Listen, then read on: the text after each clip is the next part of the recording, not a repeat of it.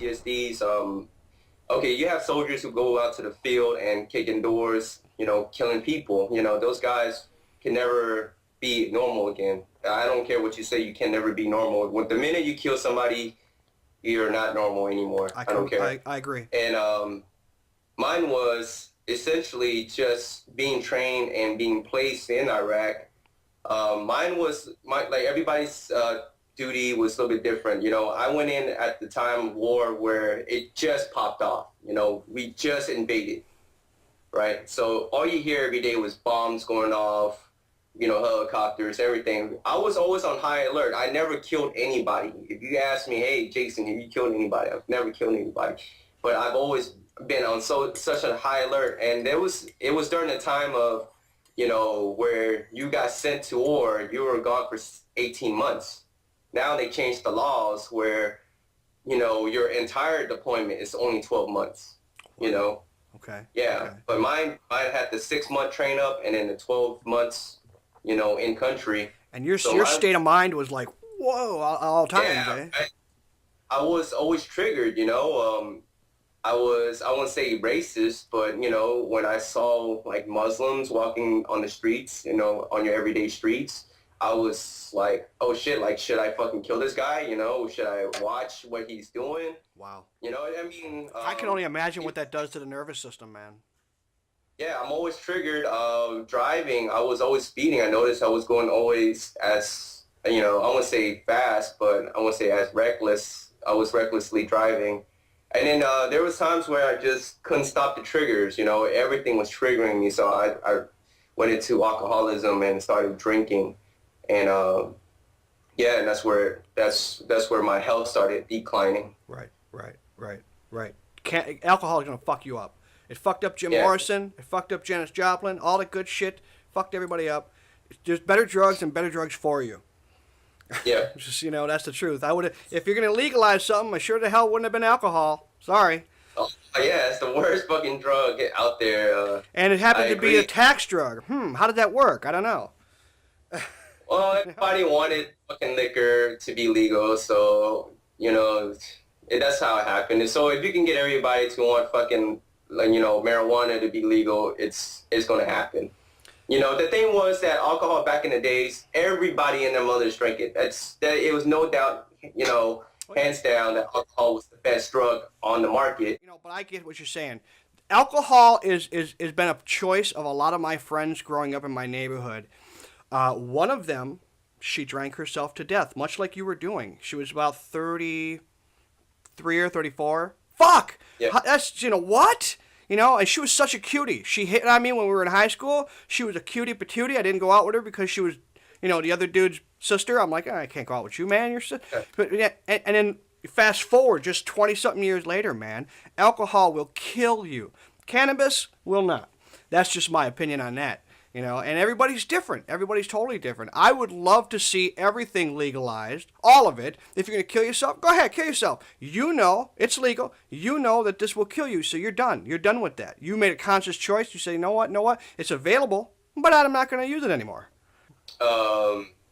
Yes and no. I won't say everything should be legalized, like heroin or like the most potentially addictive drugs out in the fucking market. There's a reason why they stopped making that stuff, and I don't know how they're continuously making this shit, but I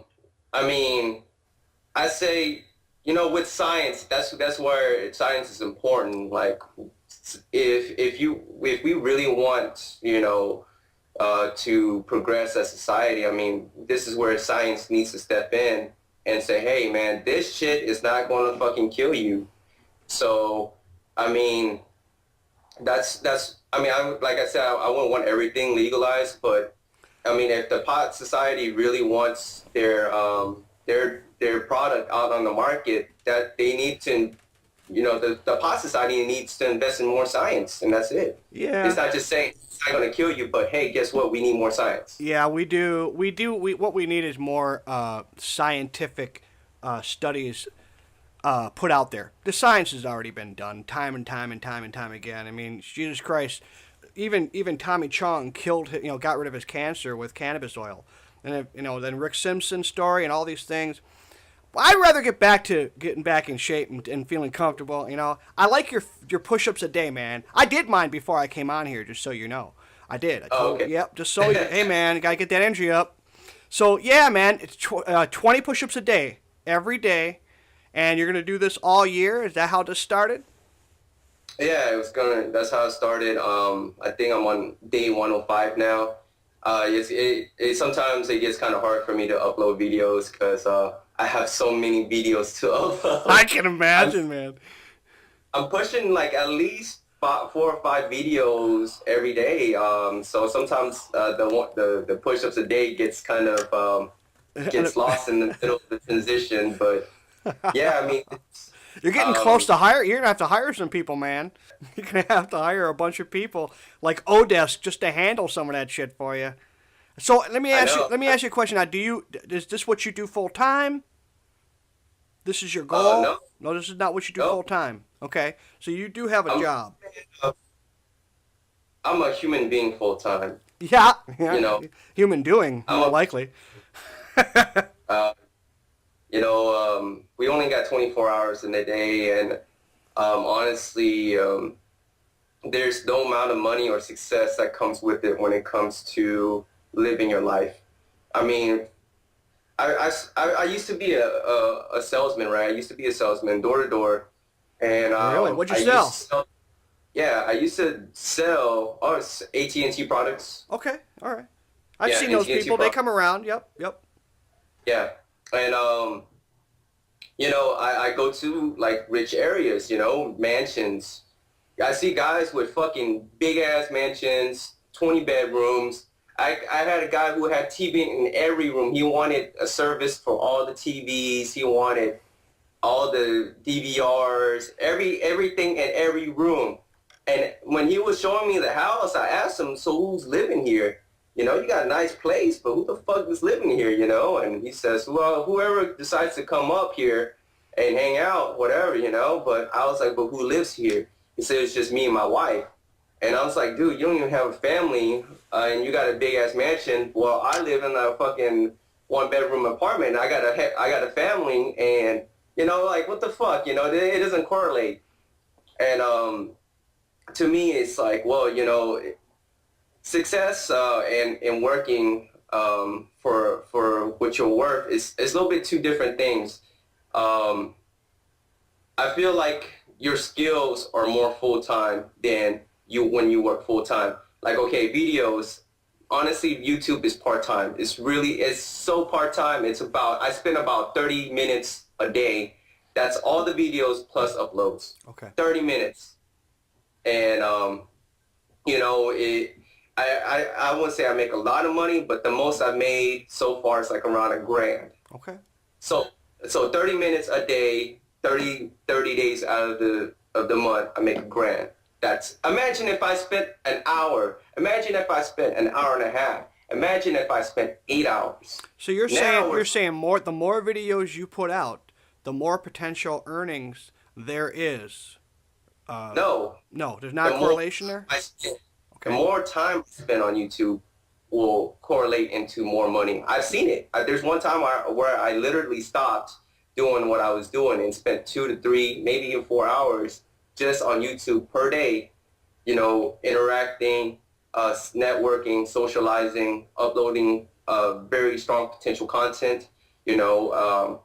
And there was a time where I made like $100 a day on YouTube. But then I was like, man, but this is a full-time job, and I don't want YouTube to be my full-time job. My full-time job is to my family and to my friends, my team. That's my full-time, you know. Yeah. Yeah, does YouTube pay? Yes. Is it fun? Yes. But at the same time, YouTube, I have no team on YouTube. I don't have friends on YouTube. I don't have family on YouTube. I have subscribers, I have supporters, I have, good people who comments and share my videos time to time, but it's not the same when you're dealing with the people that's really affecting your life, the people around you. So my full-time job is, I make most of my income through the Army, Okay. you know. You might catch me if you're in San Diego. You might catch me providing a service for families. I provide like a final honors, which is presenting the flag to the fallen. Oh, wow. So, yeah, if you had a father, uncle, who joined the service and recently died, and they request a service for him, most likely will be out there and providing that service. But um, training my son, on his education, and taking care of my wife, taking care of my team when it comes to their education and their physical training. Those are the most important things to me. And even though there is no money involved in or when it comes to income, their progression is what's going to benefit society. And when society benefits, everybody benefits. I totally agree. That's how I feel about raising my kids, man. I do not own them. I cannot tell you how to do this. I can only tell you where I've been, what happened with me, and the choice is yours, but you clearly have the information now. Rarely do I step in and do that. So yeah, absolutely. Turning them into quality human beings, psh, man. As long as I get by, I'm fine. Do I got running water? Do I got a car? I'm good. I've had my car since 1996, brother. I ain't getting rid of it because I don't have any ego. Exactly. If it fucking still works, keep it, right? Okay, hey, man, it still looks good. A little rusty now. It just started to rust. But I'll tell you what, man, in those 18 years, my ex-wife went through like 6 cars, man. 6 cars, man. You can't get out of debt when you keep doing that. You can never get. You're right. So hopefully I can keep this car here for quite a while. At least 18 years. Wow, man. Can you imagine, man? Hey, if everything works out, Ray Kurzweil should be right. We shouldn't worry about cars. We should all be connected and floating around in our little bubbles. Damn it. Fuck that, man. Jetpacks. Jetpacks. That's right. Jetpacks. It's 2015, right, man? It's 2015. We should already be in the age of jetpacks. And you got it right on the head, man. And I think alternative fuels. If you look at the cell phone, Jason, you've seen since 1980 to 2015 how far it's come, right? And we're still rolling around the ground like a damn cave person. Come on. Let me ask you a question now. Where do you see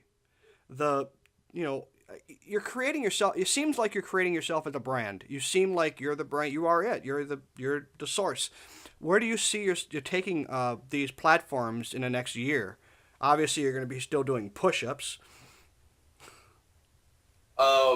Okay, so actually, everything is just an experiment. Believe it or not, man. When people like to brand themselves, who likes to brand themselves? Elliot Holmes likes to brand himself. Strength Camp, even he himself quit YouTube. I wouldn't say quit YouTube, but he got out of it. When he jumped out of YouTube, everybody was freaking out, right? Yeah, he kind of like that was his way of communicating to people. You're right, and that was a brand. He had a niche. He had a niche. Same thing with Matt Ogus, Flex for All.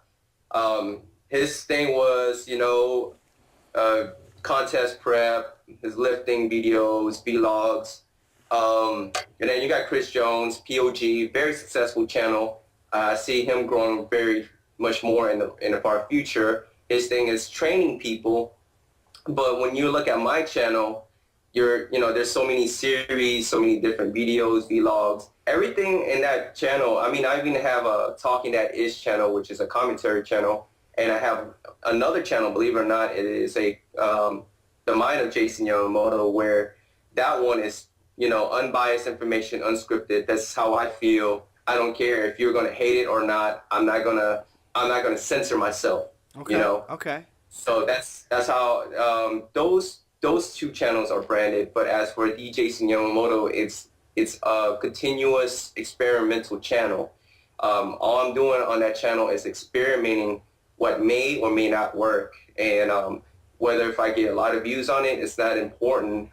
What it is important is me seeing the content. You got guys that make so much content but never upload it, and because they're always afraid if it's not going to work, or they're afraid of bad criticism or stuff like that. for me, I'm not afraid about those criticism. For as long as this channel is going to be up, DJ Yamamoto, I would just have to change it to the experimental channel for Jason Yamamoto, but that would be too long. Sure, sure. I don't know if they'll give you the character space for that one. Hey, but so you're saying that you have about 3 channels really that you kind of float between, kind of like myself. I mean, I had a boatload because I had like 50 Halloween costume websites at one time, and I did all that. But and then of course the one that you've seen, I think you started for a reason, which is more for people just getting started again, just getting back into the game again. The two digital products I created